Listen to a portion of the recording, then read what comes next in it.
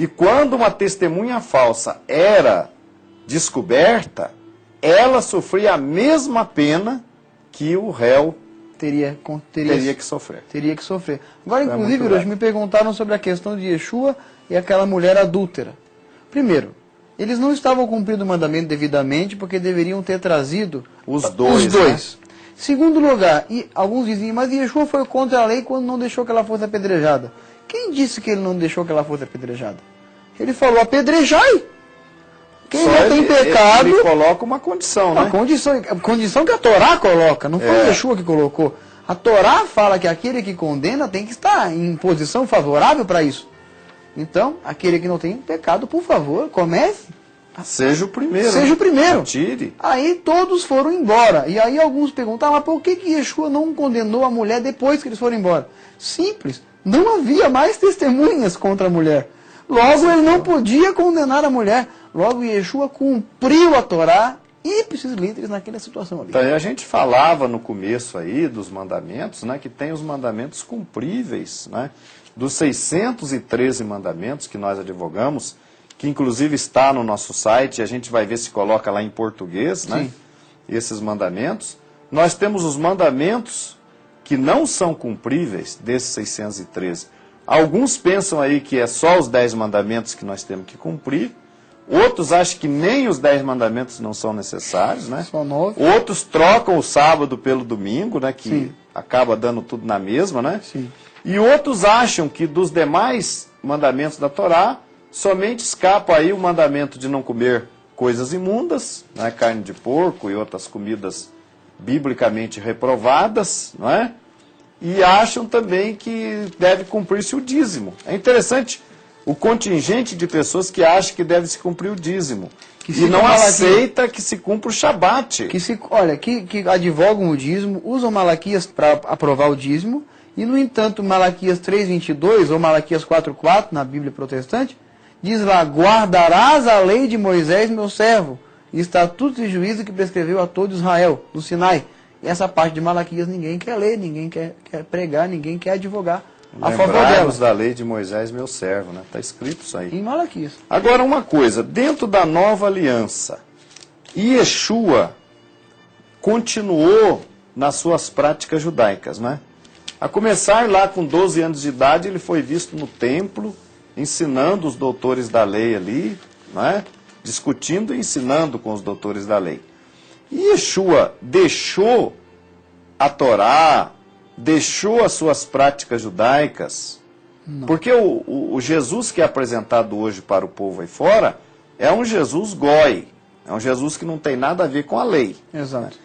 O Jesus, o Yeshua da Bíblia, ele deixou de cumprir a Torá, muito pelo as contrário. tradições, as festas do povo judeu. Muito pelo contrário, hoje. Inclusive, Yeshua deixou muito claro, inclusive se ele tivesse feito isso, ele teria sido condenado justamente, e ele foi condenado injustamente, e foi condenado porque se disse filho de Deus. Então, aliás, a única razão da condenação de Yeshua, e ele não fugiu dessa, ele não se defendeu dessa, né? É porque ele se fez filho de Deus. E isso ele confessou repetidas vezes que ele era filho de Deus. Agora, houve outras acusações. Por exemplo, houve uma acusação de que ele tinha demônio. Sim. Que ele expulsava demônios pelo príncipe dos demônios. Que ele transgrediu o sábado. Que ele transgrediu o sábado. Alguns lá, opositores, inventaram isso. Mas o que agora... Por quê? Porque Yeshua curava no Shabat. Porque Yeshua fazia sinais no dia de Shabat. Quem disse, Hiroshi, que curar no Shabat é transgredir o Shabat? Exatamente. Essa era uma opinião particular de alguns judeus. Inclusive, o próprio judaísmo hoje em dia advoga que o Shabat é um dia que se pode fazer visita a doentes. Como então, é que, então, porque os discípulos dele, passando pela seara de trigo, passando pela seara, com fome, colhiam ali uns cachinhos de trigo e iam mastigando durante a caminhada, com fome.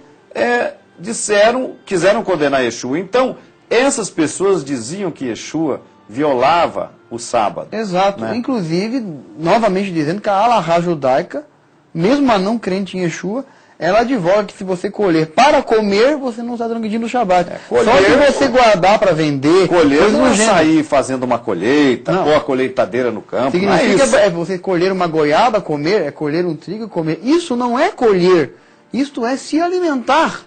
Né? Então isso não é transgredir o Shabat, nem o judaísmo advoga isso. Agora Yeshua, quem pode falar sobre ele mesmo? Ele mesmo, Orochi. As pessoas acreditam no que os fariseus hipócritas falavam, não acreditam no que ele mesmo dizia. Porque o que ele disse sobre isso? Versículo 17 do capítulo 5 de Mateus. Não penseis que vim revogar a lei ou os profetas, não vim revogar. Vim para cumprir. Porque em verdade vos digo que até que o céu e a terra passem, nem um i ou um tio jamais passará da lei, até que tudo se cumpra. Ou seja, ele cumpriu toda a lei e ensinou que assim deveria ser feito por nós também.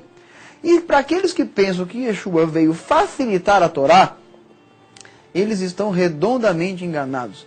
Porque a doutrina de Yeshua, a alahá de Yeshua, ela excedia em justiça a alahá dos fariseus. Por que a gente diz isso hoje? Quando fala de adultério, Yeshua falou, se você apenas olhar, isso está no versículo 27 a 32 do capítulo 5. Se você apenas olhar com intenção impura de possuir uma mulher, no seu coração você já cometeu adultério com ela. Quando fala dos juramentos, fala, não jureis em momento nenhum, porque Yeshua falava, você pode vir a transgredir. Então Yeshua foi muito mais ortodoxo do que os próprios judeus de sua época eram em relação à lei. Foi muito mais profundo do que isso. A gente sabe que havia ali alguns judeus, não todos, alguns interessados em condenar tanto Yeshua como os apóstolos. Sim. No caso, por exemplo, de Estevão, Estevão foi apedrejado por falsas acusações. Falsas. Por acusações mentirosas, né? Mais tarde também tentaram envolver Paulo com as mesmas acusações, que Paulo era contra o templo, que Paulo era contra a lei, que Paulo introduzia gentios dentro do templo. O que não era verdade. Todas estas acusações foram provadas serem acusações falsas. Hoje, quem tenta dizer que Yeshua transgredia a lei, que os apóstolos transgrediam a lei, são justamente os chamados cristãos. Para alegar uma desculpa de não terem que cumprir os mandamentos de Deus, acabam alegando ou tentando fazer de Yeshua e de seus apóstolos transgressores.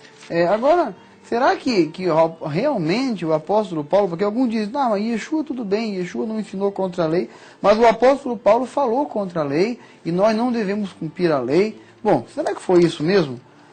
No versículo 14 do capítulo 24 de Atos, diante do Sinédrio, Paulo confessa a sua posição em relação à lei. Ele diz assim, no versículo 13, nem te pode provar as acusações que agora fazem contra mim, porém confesso-te que segundo o caminho a quem chamam seita, assim sirvo o Deus dos nossos pais, acreditando em todas as coisas que estejam de acordo com a lei e nos escritos dos profetas. Então, quer dizer ele manda a palavra de Yeshua. Exatamente. Ele confirma aqui, né, que acreditando em todas as coisas que estejam de acordo com a lei e nos escritos dos profetas. Veja bem, Paulo não era contra a lei nem contra os profetas. Yeshua frequentava o templo, os apóstolos frequentavam o templo, as festas judaicas. Não se criou uma nova religião. O judaísmo da nova aliança é o judaísmo que aceitou a Yeshua como Mashiach. Não se criou uma nova religião, não se mudou nada. Nós temos ainda no capítulo 25, 8, verso 8 de Atos, que diz assim, Paulo, porém, defendendo-se, proferiu as seguintes palavras, nenhum pecado cometi contra a lei dos judeus, nem contra o templo, nem contra César. Exatamente. E nenhum pecado cometi. Nenhum pecado, ou seja, não transgredia nem a lei dos homens e muito menos a lei de Deus. E no versículo 20 e 21 do capítulo 21 de Atos ainda diz assim, ouvindo deram eles glórias a Deus. Eles disseram, bem vês, irmão, quantas dezenas de milhares há entre judeus que creram e todos eram zelosos da lei. No versículo 20. No versículo 21. Aí eles então informaram a Paulo que ele havia sido acusado de transgredir a lei. É o que diz o versículo 21. foram informados a teu respeito, que ensina a todos os judeus entre os gentios a apostatarem de Moisés, dizendo-lhes que não devem circuncidar seus filhos, nem andar segundo os costumes da lei. Mas no versículo 24 diz assim: toma-os, purifica-te com eles e faz a despesa necessária para que rapem a cabeça. E saberão que todos que não é verdade o que se diz a teu respeito, e que pelo contrário, andas também tu mesmo, guardando a lei. Que Deus possa iluminar os nossos telespectadores para abraçarem o Deus de Israel, a sua Torá e a Yeshua